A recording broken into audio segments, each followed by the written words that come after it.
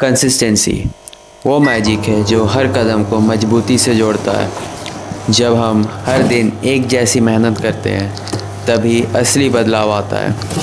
Consistency से हम अपने लक्ष्य को हासिल करते हैं क्योंकि ये हमारे काम में स्थिरता और पक्षपात का महत्व समझाता है। तो याद रखो, हर छोटा कदम बड़ा परिवर्तन ला सकता है। कंसिस्टेंसी तुम्हारा सीक्रेट वेपन है जो तुम्हें सपनों तक पहुंचाएगा।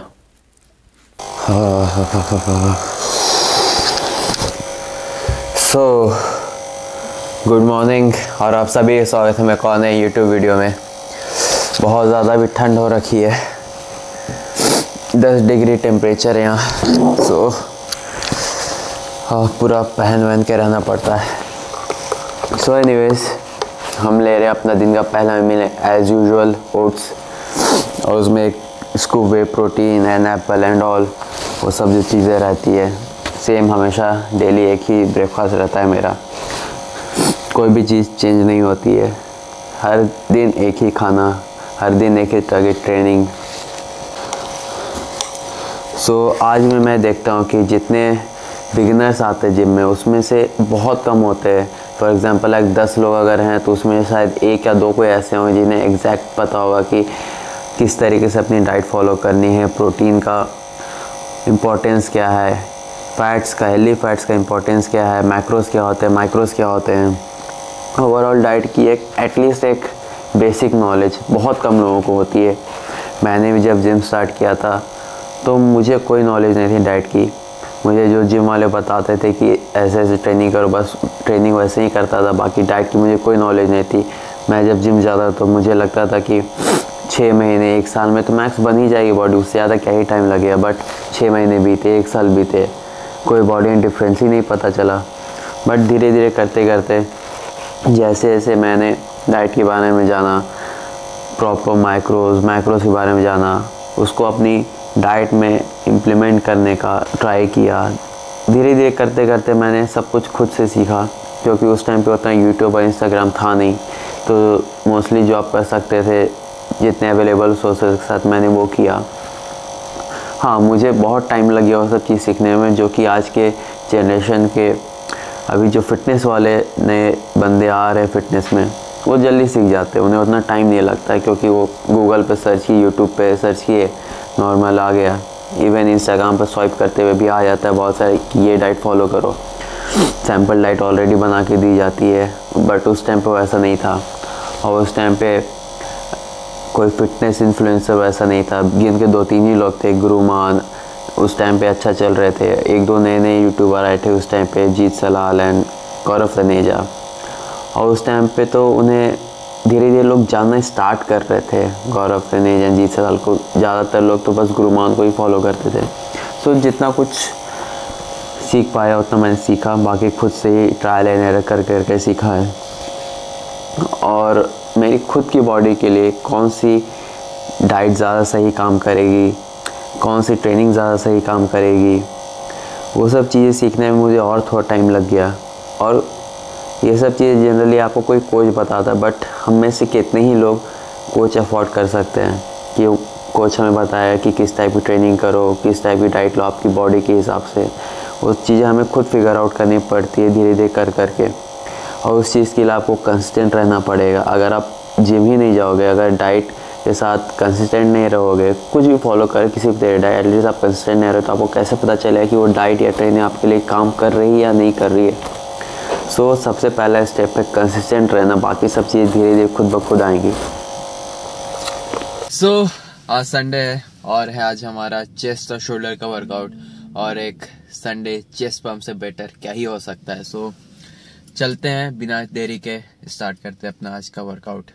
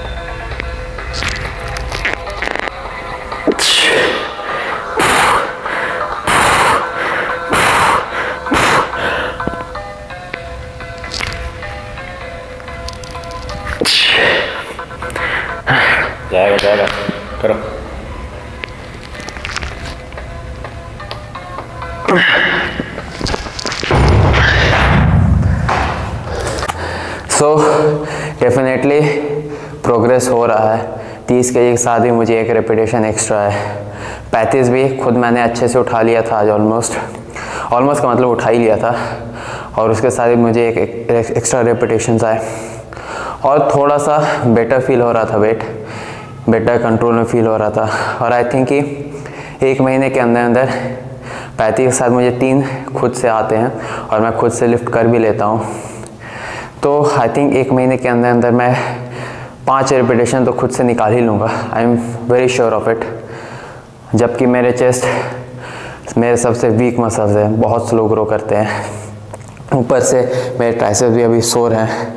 मैंने 3 दिन पहले ट्राइसेप्स का वर्कआउट किया था, ट्राइसेप्स और बाइसेप का। अभी तक मेरे लेकिन ट्राइसेप्स हो रहे, तो आई थिंक उसकी वजह से भी थोड़ा बहुत चेस्ट का वर्कआउट अफेक्ट हो रहा है, बट कोई नहीं, वर्कआउट तो करना ही है। सो एनीवेज, पहला सेट 30 के साथ किया, अब 35 के साथ किया एक और। अब मैं बाकी सेट अपने 30 के साथ ही करता हूँ, 2 सेट और करूँगा, उसके बाद हम चलेंगे फ्लैट बेंच की तरफ।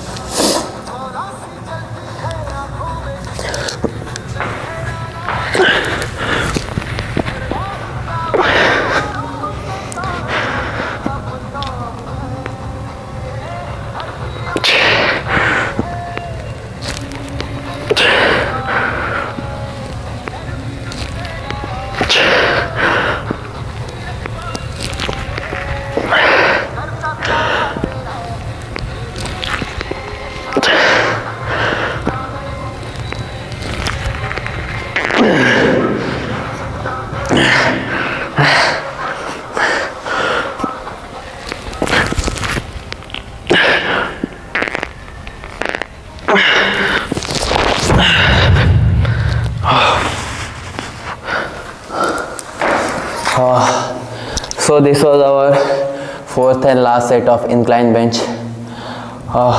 So चलते हैं फ्लैट बेंच करते हैं। सेम डंबल के साथ ही करूँगा क्योंकि मुझे इसके साथ बेटर कॉन्ट्रैक्शन फील होता है। So let's go.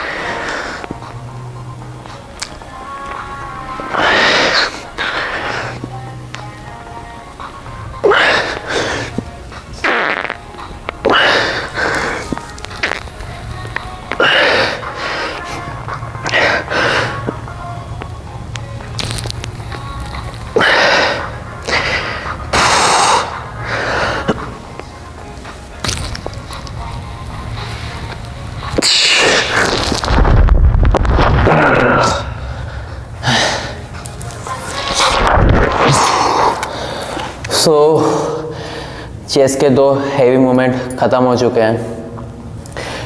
जो मेजर चंक ऑफ पोर्शन था जिसमें मुझे हेवी जाना था, लोअर एफ थे, वो ख़त्म हो चुका है। अब इसके बाद एक पेग डे फ्लाई करेंगे, उसके बाद शोल्डर की 2 एक्सरसाइज और लास्ट में पहला बार डिप्स। सो चलते हैं, अब चलते पेग डे फ्लाई करते हैं। उसमें रेपिटेशंस अपने हाई रेप रेंज पे रखेंगे, 20, 15, 12 इसी के आसपास। लो रेप पे नहीं जाऊँ क्योंकि ऑलरेडी वो पार्ट मैंने कर लिया पहले ही डंबल्स के साथ। So let's go.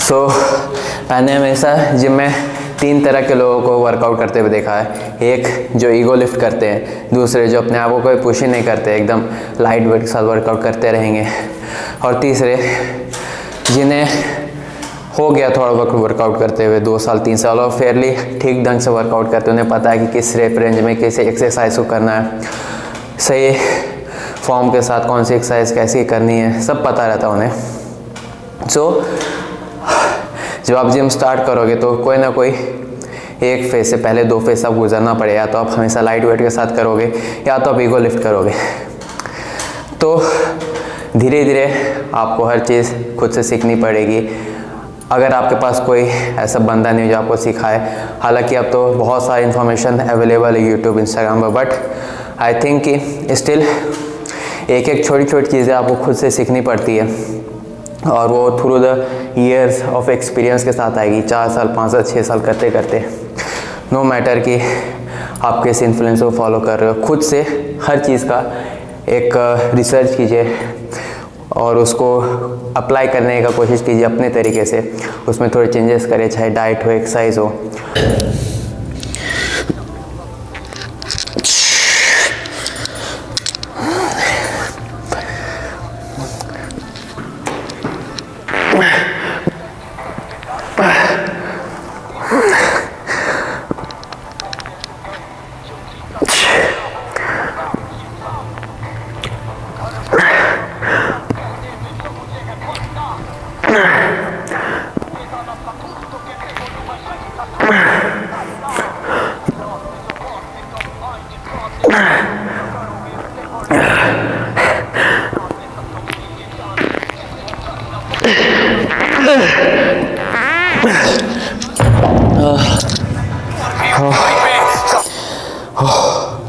So chest की 3 एक्सरसाइज करने के बाद, इतना इंटेंस एक्सरसाइज करने के बाद, अभी शोल्डर जब करने आते एकदम पूरे शोल्डर फ्राई हो चुके ऑलरेडी, बट स्टिल 25 के 2 सेट किए मैंने। मेरा लास्ट सेट था, 3rd एंड लास्ट सेट।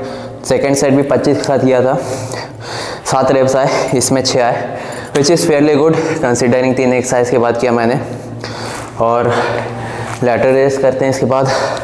इतना इंटेंस वर्कआउट हो रहा है, मैं ब्रीदिंग भी इतनी ज़्यादा कर रहा हूँ, ब्रीदिंग हाई हो रही है, बट स्टिल इतनी ज़्यादा ठंड है कि बॉडी तुरंत कूल डाउन हो जा रही है और मुझे अपना ये पंप कवर भी खोलने की ज़रूरत नहीं पड़ रहा है।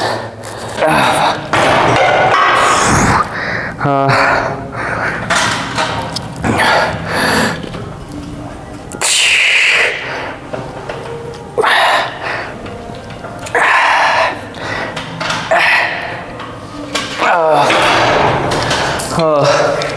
सो शोल्डर की रियल डेल्ट की एक्सरसाइज हम कैसे भूल सकते हैं। आपको शोल्डर का एक कंप्लीट लुक देना है तो ऑब्वियसली रियल डेल्ट को स्किप मत कीजिए। इसको उतना ही सीरियसली लीजिए जितना कि आप अपने फ्रंट डेल्ट्स को देते हो, चेस्ट को देते हो। भले छोटे मसल, बट बहुत एक ड्रास्टिक चेंज ला सकते हैं आपकी ओवरऑल फिजिक में। सो लेट्स गो, थोड़ा पंप चेक करते हैं। सो संडे चेस्ट पंप से बेटर और क्या हो सकता है। थोड़ा तो पंप चेक करते हैं, 2-3 पोजेस करते हैं, उसके बाद चलते घर। लाइटिंग भी ठीक ही है, देखते हैं।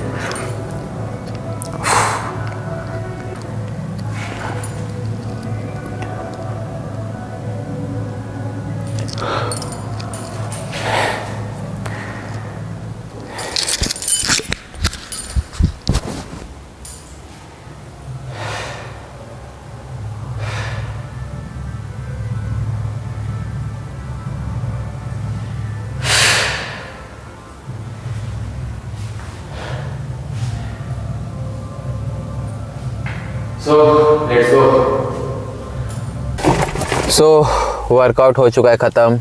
और जब से मैं इस फील्ड में, फिटनेस फील्ड में जब से मैं वर्कआउट कर रहा हूँ पिछले 5-6 सालों से, बहुत अप्स एंड डाउन्स आए। कभी डाइट के लिए पैसे नहीं होते थे, कभी जिम की फ़ीस के बारे में सोचना पड़ता था, कभी इंजरी हुई है, उसके बाद फिर एकदम बेस से स्टार्ट करना पड़ा है मुझे। जो मेरा वार्म अप हुआ करता तो वो मेरा PR हो जाता था इंजरी के बाद। तो बहुत अप्स एंड डाउन्स आए। जब मैंने जिम स्टार्ट किया था, मुझे आज भी याद है कि उस टाइम मेरे पास डाइट के लिए उतने पैसे नहीं होते थे। किसी तरीके से मैं बस जो मंथली फ़ीस होती है जिम की, उस टाइम मैं 400 रुपये देता था, और लिटरली मतलब 2 रूम, छोटा सा रूम के जगह पे वो जिम था, बहुत कंजस्टेड था। मैं उसी से अपना जर्नी स्टार्ट किया, और फिर धीरे धीरे करते करते मैं बस कंसिस्टेंट रहा। ठीक है, डाइट के पैसे नहीं थे, बट जो भी रिसोर्सेज थे मेरे पास, उसी से मैं अपना काम चलाता था। उसी से कोशिश करता कि जितना हो सके उतना को अपना 100% देता था, बट कभी गिव अप नहीं किया, करता गया। और यही होता है, अगर आप किसी चीज़ को एकदम ठान लो कि करना है और उसके पीछे एकदम लग जाते, तो मे भी शायद आज नहीं हुआ, कल नहीं हुआ, बट धीरे धीरे कुछ सालों बाद, मे भी 2 साल 3 साल बाद आप ज़रूर वहाँ पहुँचोगे, और आप खुद को थैंक करोगे कि आपने कभी गिव अप नहीं किया। अप्स एंड डाउन्स तो आते रहेंगे लाइफ में, और प्रॉब्लम्स हर किसी की लाइफ में। हम तो फिर भी इंसान है, भगवान की लाइफ में भी प्रॉब्लम्स है। श्री राम को भी वनवास जाना पड़ा था। तो या कभी भी लाइफ में प्रॉब्लम्स ख़त्म नहीं होगी, हमें उसका सॉल्यूशन खोजना चाहिए। ठीक है, आप 1-2 दिन रेस्ट ले लो, सोचो कैसे उस प्रॉब्लम से बाहर निकलना है, ब्रेक ले लो, बट रुको मत। Don't just give up, keep pushing yourself and you will be wherever you want to be. तो अगर आप लोगों को मेरा ये वीडियो पसंद आया हो तो लाइक कर दे। अगर कोई भी मैसेज, कोई भी इन्फॉर्मेशन अच्छी लगी हो तो डबल लाइक कर दिएगा। मैं मिलता हूँ आप लोगों से अपनी अगली वीडियो में। तब तक के लिए टेक केयर, अच्छी डाइट ले, अच्छी ट्रेनिंग करें, एंड साइनिंग ऑफ।